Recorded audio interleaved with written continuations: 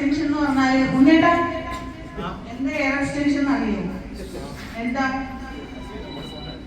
എങ്ങോട്ട് കൊണ്ടുവരണം എന്താന്ന് ചിലപ്പോ കുറെ പേർക്കൊന്നും ചിലപ്പോ കിട്ടിയെന്ന് വരില്ല. അതായത് അപ്പൊ ഞാനൊക്കെ ചെയ്തിരുന്ന ഒരാളാണ്.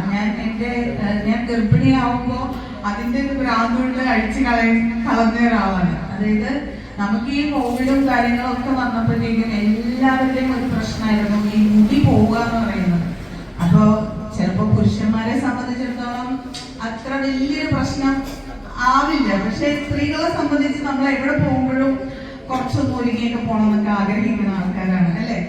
നമ്മളെ കാണുമ്പോൾ ആൾക്കാർക്ക് കുറച്ച് നന്നായിട്ട് തന്നെ പുറത്തു പോകണം എന്ന് ആഗ്രഹിക്കുന്നവരാണ്. അപ്പൊ അതിൽ ഏറ്റവും പ്രധാനപ്പെട്ട ഒരു പ്രശ്നം മുടി തന്നെയാണ്.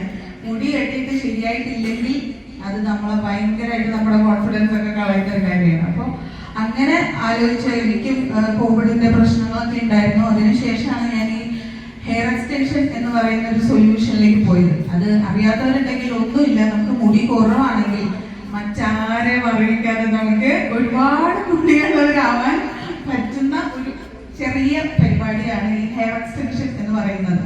അതൊരാൾക്ക് മനസ്സിലാവില്ല.